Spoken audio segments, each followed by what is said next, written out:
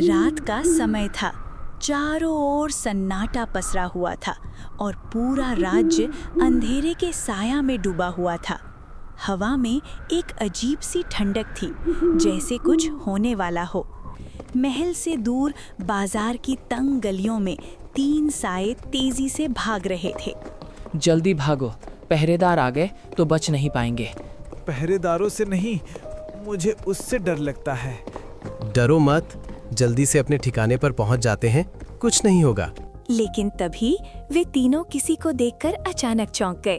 उनके सामने एक काला साया खड़ा था। उसका चेहरा दिखाई नहीं दे रहा था।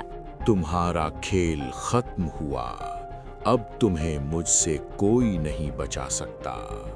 हमें छोड़ दो, हम फिर कभी चोरी नहीं करेंगे। माफ कर दो हमें, हम इस राज्य को छोड़कर चले जाएंगे। मुझे तुम्हारी माफी की कोई जरूरत नहीं है।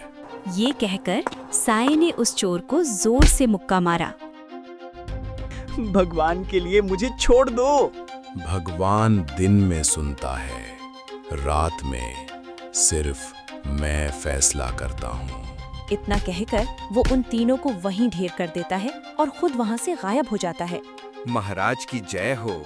महाराज, आज फिर उस रात के साए ने अपना इंसाफ किया है। ये तीनों नीच चोर चोरी करने की फिराक में थे, पर सुबह होने से पहले ही उस साए ने इन्हें अधमरा कर दिया। नगर के पहरेदारों को ये बाजार की एक तंग गली में बेहोश मिले। तो तुम वही हो जिन्होंने कल रात शहर की शांति भंग करने की कोशिश की? महाराज, हमें फांसी दे दीजिए, काल कोठरी में डाल दीजिए, पर हमें दोबारा उस साए के हवाले मत करना। वो इंसान नहीं है। इंसान नहीं है? आखिर क्या देखा तुमने उस साए में, और वो ये सब क्यों कर रहा है? महाराज, उसकी आंखों में रहम का कतरा तक नहीं था। जब हमने उससे जान की भीख मांगी तो उसने कहा कि रात में फैसला सिर्फ वही करता है। उसने हमारी ऐसी हालत कर दी है कि अब हम चोरी का सोचेंगे भी नहीं। महाराज, पूरे राज्य में दहशत और चर्चा दोनों है। लोग कह रहे हैं कि जब कानून सो जाता है तब वो साया जागता है, पर सवाल ये है कि वो आता कहाँ से है और जाता कहाँ है। अब जो भी है, तुमने चोरी की है और इसकी सजा अब तुम्हें मैं दूंगा। दरबारी, इन्हें काल कोठरी में डाल दो। दरबारी उन तीनों को काल कोठरी की ओर ले गया। उनके जाते ही सेनापति ने दरबार में प्रवेश किया। महाराज, ये स्थिति अब नियंत्रण से बाहर होती जा रही है। वो साया अब राजसत्ता की साख पर वार कर रहा है। सेनापति जी, आप इसे वार क्यों कह रहे हैं? गौर से देखिए, जब से ये साया आया है, राज्य में अपराध की दर आधी हो गई है।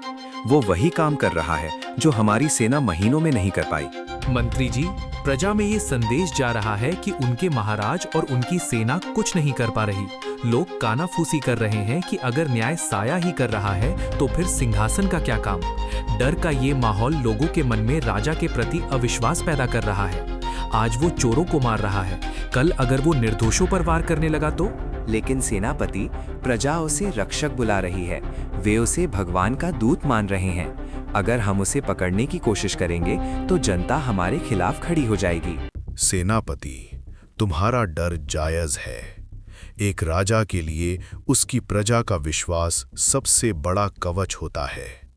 अगर लोग ये सोचने लगें कि राजा अपराधियों को रोकने में असमर्थ है, तो वो सिंहासन की हार है।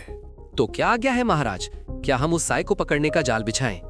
समझ नहीं आता कि उसे अपना शत्रु मानूं या वरदान। अगर उसे रोक दिया तो क्या राज्य फिर से उन भेड़ियों या अपराधियों के हवाले नहीं हो जाएगा? और अगर उसे ना रोका तो कल को इतिहास मुझे एक कायर राजा कहेगा जो अंधेरे के सामने झुक गया था। महाराज, असमंजस राजधर्म के खिलाफ है। हमें फैसला लेना ही होगा। राजा को कुछ समझ नहीं आ रहा था कि वो क्या करे। और फिर उसी रात एक घटना और घटी। एक राशन के गोदाम में कुछ चोर चोरी कर रहे थे। जल्दी हाथ चलाओ, अगर ये अनाज की बोरियां आज हाथ लग गईं, तो समझो चांदी ही चांदी है। पूरा मोहल्ला भूखा मरेगा और हम ऊंचे दाम में बेचें। पर भाई, सुना है यहाँ उस साये का बहुत खौफ है। अगर वो साया आ गया तो? अबे चुप कर, वो साया वाया सब मनगढ़ंत कहानियां हैं। यहाँ सिर्फ हम हैं और ये अनाज। अब जल्दी जल्दी उठाइए बोरियां। हा रख रहा हूँ। खुद तो कुछ काम करना नहीं है, बस मुझसे ही बोल। अगर साया आया तो इसे ही सबसे आगे करूँगा। तभी उन्हें वहां किसी के आने की आहट हुई। तुमने वो आवाज सुनी? लगता है वो आ गया। अबे तू खाली डर रहा है, और वैसे भी वो आया तो मैं उसे छोड़ूंगा नहीं। अपनी चोर बिरादरी का बहुत नुकसान किया है उसने। तभी वो साया उनके सामने आ गया। अपनी बिरादरी की चिंता बाद में करना, पहले अपनी रूह की खैर मनाओ। तू वही है ना? आज तेरा पाला असली मर्द से पड़ा है। देख क्या करता हूं मैं तेरा। चोर चीखते हुए साये की तरफ झपटा, लेकिन साये ने बड़ी आसानी से उस चोर को गिरा दिया। लेकिन चोर फिर से उठ खड़ा हुआ। उसने साये को हराने का एक बार फिर से प्रयास किया। वो फिर असफल हुआ। अब वो समझ चुका था कि साया बहुत ताकतवर है। वो चिल्लाते हुए अपने साथी से बोला, अबे हो डरपोक, देख क्या रहा है? खड़ा मत रह, हमला कर इस पे। अकेला मैं इसे नहीं संभाल पाऊंगा। ये तो लोहे का बना लगता है। जल्दी वार कर इस पे। मैंने तो पहले ही कहा था, तूने ही मुझे जबरदस्ती यहाँ लाया। मुझे नहीं मरना, मुझे जाने दो। भागने का रास्ता तुमने उसी वक्त बंद कर दिया था जब तुमने इस अनाज पर हाथ डाला था। मुझे छोड़ दो, इसमें मेरी कोई गलती नहीं है। इसी ने मुझे यहाँ आने के लिए बोला था। इसे पकड़ लो, मुझे जाने दो। साले गद्दार, मुझे पकड़वाने की बात करता है। अगर आज मैं बच गया तो सबसे पहले तुझे देखूंगा। अब तुम दोनों में से कोई नहीं बचेगा। तुम दोनों को सजा मिलेगी। इतना कहकर उस साये ने दूसरे चोर को भी नीचे गिरा दिया और फिर उन दोनों सबक सिखाकर वहां से चला गया। अगले दिन वे दोनों चोर दरबार में राजा के सामने थे। महाराज, ये देखिए इन अपराधियों की दुर्दशा।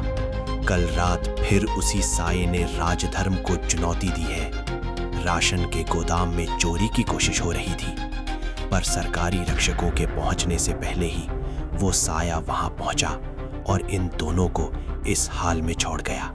सेनापति जी, आप बेकार में ही चिंतित हो रहे हैं। मुझे तो लगता है वो साया हमारी मदद कर रहा। वो कोई भला व्यक्ति ही होगा जो उन अंधेरों में मशाल जला रहा है जहां हमारी व्यवस्था की पहुंच नहीं है। मदद? मंत्री जी, आप इसे मदद कह रहे हैं? ये न्याय व्यवस्था का अपमान है। कल अगर कोई साधारण नागरिक भी कानून हाथ में लेने लगा तो क्या आप उसे भी भला व्यक्ति कहेंगे? अराजकता की शुरुआत ऐसे ही होती है। जब लोग राजा से ज्यादा एक नकाबपोश पर भरोसा करने लगे तो समझ लीजिए कि विद्रोह की नींव रखी जा चुकी है। शांत हो जाइए दोनों। आप दोनों के तर्क अपनी अपनी जगह सही हैं। मंत्री जी, आपकी बात सच है कि अपराध की दर कम हुई है, पर सेनापति का भय भी निराधार नहीं है। सत्ता और शक्ति एक ही हाथ में होनी चाहिए, वरना शासन कमजोर पड़ जाता है। अब राजा समझ चुका था कि उसे साये को पकड़ने के लिए कुछ न कुछ तो करना पड़ेगा। सेनापति, हम उस साये की काबिलियत का सम्मान कर सकते हैं, पर उसकी मनमानी का नहीं। एक म्यान में दो तलवारें नहीं रह सकती। सेनापति, उस साये को पकड़ने के लिए आज ही जाल बिछाओ। कल तक वो साया मुझे अपने सामने चाहिए।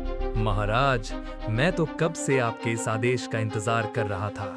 अब उस साये को मुझसे कोई नहीं बचा सकता। इतना कहकर सेनापति वहां से चला गया। फिर राजा भी उठकर अपने कक्ष की ओर चले गए। महाराज अपने विशाल कक्ष में पहुंचे और बिस्तर पर लेट गए। कुछ देर के बाद वो साया महाराज के कमरे से बाहर निकला और बाहर की तरफ चला गया। शहर के दूसरे छोर पर स्थित शाही अनाज गोदाम में 3 नए चोर घुसने की फिराक में थे। वे नहीं जानते थे कि आज रात का सन्नाटा कुछ और ही कह रहा है। जल्दी करो, सेनापति ने आज शहर में बहुत पहरा लगाया है। हमें जल्दी निकलना होगा। भाई, मुझे डर लग रहा है। सुना है साया चोरों को जिंदा नहीं छोड़ता। अबे चुप, साया आज नहीं आएगा। सुना है सेनापति ने उसे पकड़ने के लिए दूसरी तरफ जाल बिछाया है। तभी गोदाम की छत से एक भारी आवाज गूंजी। जाल शिकारियों के लिए होते हैं, परछाइयों के लिए नहीं। तीनों चोर चीख पड़े। साया उनके सामने खड़ा था। उसने हमला करने के लिए हाथ उठाया ही था कि अचानक चारों तरफ से मशालें जल उठीं। गोदाम के दरवाजे धड़धड़ाकर खुले। सेनापति अपनी नंगी तलवार लिए सैनिकों के साथ अंदर दाखिल हुए। आखिरकार तुम आ ही गए। मुझे पता था कि तुम अपनी इंसाफ की आदत से बाज नहीं आओगे। आज तुम्हारा खेल खत्म हुआ। साया चारों तरफ से घिर चुका था। तीरंदाज उस पर निशाना साधे हुए थे। सेनापति, आप अपनी ऊर्जा गलत जगह बर्बाद कर रहे हैं। दुश्मन बाहर नहीं, अंदर है। अपनी जुबान बंद रखो।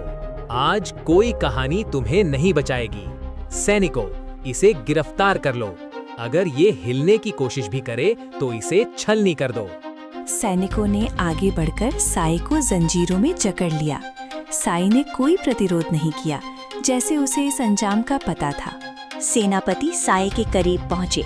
उनके चेहरे पर जीत का अहंकार था। पूरा राज्य जानना चाहता है कि वो कौन है जो महाराज की सत्ता को चुनौती दे रहा है। आज मैं ये नकाब उतारूंगा और तुम्हारी लाश को बाजार के बीचों बीच लटकाऊंगा। सेनापति ने झटके से साये का काला नकाब खींच लिया। नकाब नीचे गिरते ही सेनापति के हाथ से तलवार छूट गई।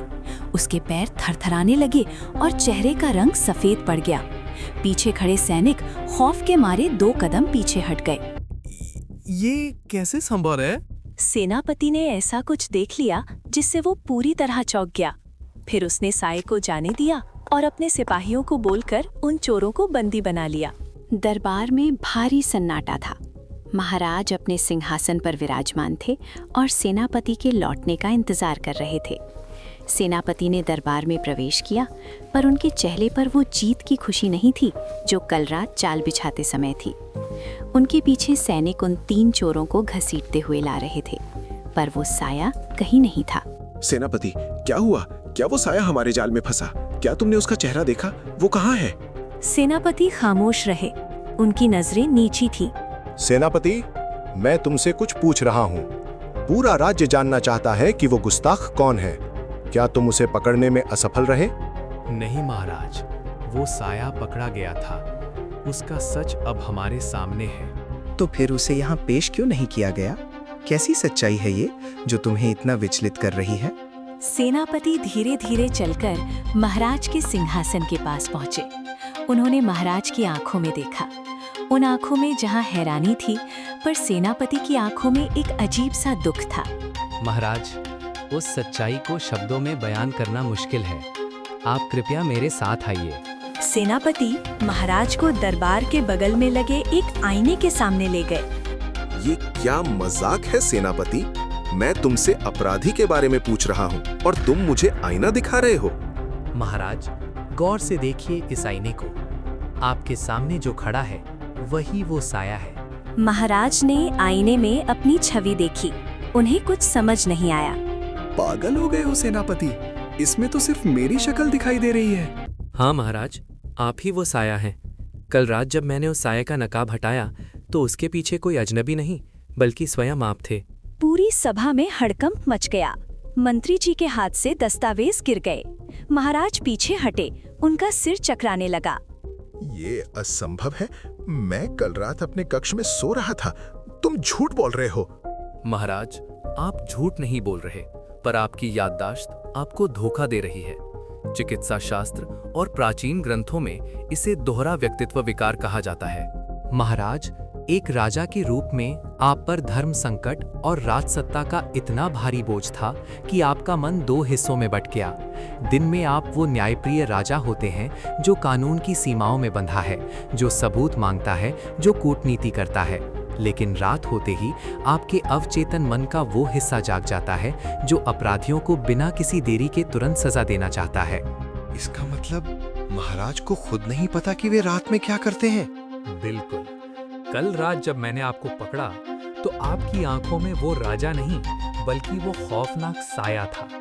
आपने मुझसे कहा था कि भगवान दिन में सुनता है, रात में मैं फैसला करता हूँ। पर जैसे ही सुबह हुई, आपका वो व्यक्तित्व सो गया और आप फिर से हमारे महाराज बन गए। इसीलिए पहरेदार आपको महल से बाहर जाते नहीं देख पाते थे, क्योंकि आप गुप्त रास्तों से निकलते थे जिन्हें सिर्फ आप जानते हैं। महाराज निशब्द खड़े थे। उनके दिमाग में बीती रातों के धुंधले मंजर कौंधने लगे। उन्हें समझ आया कि क्यों सुबह उठने पर उनके शरीर में दर्द रहता था। महाराज, वो साया कोई अपराधी नहीं था। वो आपके अंदर का वो अटूट न्याय था जो इस भ्रष्ट व्यवस्था को सह नहीं पा रहा था। आपने खुद से ही लड़कर इस राज्य को अपराध मुक्त किया है।